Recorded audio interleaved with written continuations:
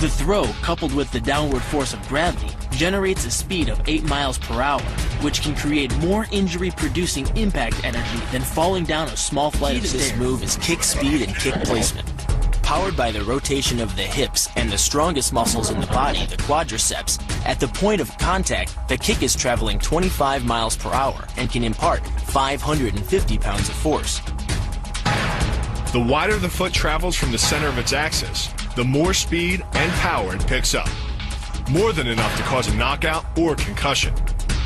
Delivered to the neck, it can fracture the cervical vertebrae. The rotation of the torso is the basis for the strike's power. Because the torso has an effective mass far greater than the arms, its rotation can impart up to 400% more force to your target. And the last-minute rotation of the wrist can magnify that force even more. These alternating points of leverage are the basis for the move. Locking the hands high behind the shoulder blades puts you in control of your opponent's center of mass, which in turn negatively affects his conditional stability.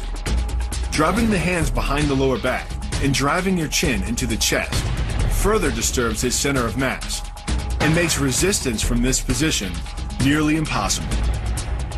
The application of maximum force ensures you maintain control while driving your opponent to the ground. First elbow strike can accelerate to a speed of 25 miles per hour in less than a quarter of a second. Less than a third of a second later, the initial strike is followed by another, equally devastating shot. By employing the bony tip of the elbow, these strikes deliver a double dose of injury-producing energy and can result in a broken nose, facial fractures, or a wicked cut. Your body into the air, you effectively become a human missile, hurling your entire body mass into your opponent's gut. The force created by the body's forward momentum is partially absorbed by your opponent, which can knock the wind out of him or even crack a rib. But the coup de grace is the elbow chop.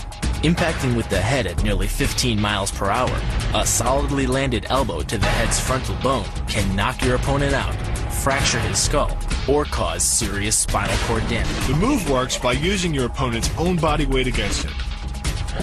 The first strike can land at speeds greater than 20 miles per hour and can stun your opponent with the same injury-producing energy as dropping a bowling ball from over 11 feet onto his torso. By using his arm as a lever in conjunction with the leg sweep, you drive your opponent to the ground. Once he is on the ground, you follow up with a devastating strike to his face.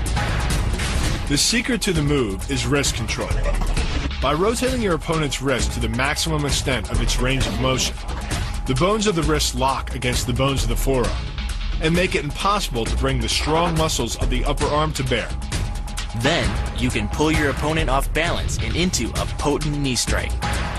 The combined force of the knee strike and your opponent's forward momentum can be as much as 2,000 pounds, enough to dent sheet metal. The effectiveness of the Pollock Highmouth lies not in raw power, but in speed. By relying on your triceps to snap the strikes forward over the elbow, 3 blows can hit in 7/10 of a second. The final impact of the strike to your opponent's face can deliver as much as 175 watts of power, more than enough power to stun him or crush the cartilage of his nose. You then add insult to injury, firing one last shot into one of the most sensitive regions of the body, the groin. Pulling off the move relies on 2 factors. The first is to combine the block and the strike into a single action. This reduces the time your opponent has to respond to just 1/10 of a second. But the real focus is to aim your strike at the throat. Because as little as 76 pounds of force can collapse the larynx, the strike doesn't need to deliver a lot of force to be deadly. One blow like this and the fight is over. The hyperextension of the elbow, created by pulling back on the locked arm, virtually ensures that he will be taken down. The knee strike to the wrist dislodges the knife and further loads the elbow and shoulder. The technique can easily result in damage to the elbow joint, the tendons of the rotator cuff, or even a broken arm. The key to this move is turning your opponent's lower arm into a lever. By grabbing his arm during the initial attack, you set up the lever such that direct loading to his elbow joint is achieved. Once the elbow is locked and loaded, you can pull a much heavier opponent off balance by simply lowering your center of weight. With practice, The Ninja can hit his intended target from distances as great as 45 feet. At impact, that's more powerful than a Major League Baseball This move is more about timing and precision than power. Instead of hacking through the limb, the first strike imparts an injury just a few inches below the elbow. The sword's razor-sharp blade easily slices through the soft tissue of the attacker's arm. This opens up his defense and provides the Ninja a clean opportunity to deliver the kill stroke, a powerful shot to the top of his head. The tornado kick is a study in controlled chaos. A quick spin confuses your opponent. Then one knee is thrust into the air, launching your entire body high enough to fire a powerful kick. The momentum generated by your body weight rotating freely, combined with a powerful hip thrust, creates a devastating blow of over 700 pounds of force upon impact. More than enough to permanently damage the hyaline cartilage that protects the larynx and spinal cord. What makes this combo so effective is the momentum behind it. Powered by the running start and the most powerful muscles in the body, the quadriceps, the initial kick lands at 15 miles per hour.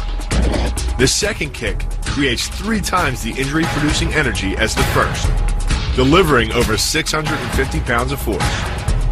That's like taking a shot from a sledgehammer to the face. More than enough to score a knockout and rearrange some facial features. The axe kick draws its power differently than most kicks. Once your foot reaches the apex above your opponent's head, your body's momentum, combined with the ease of downward acceleration due to gravity, can reach speeds over 20 miles per hour. That's enough to generate more than 550 pounds of force at the point of impact, easily breaking the nose or shattering the clavicle.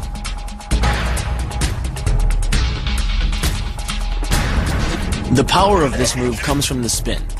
The rotation of the torso, combined with the foot at the extremity of that rotation, generates speeds of over 20 miles per hour.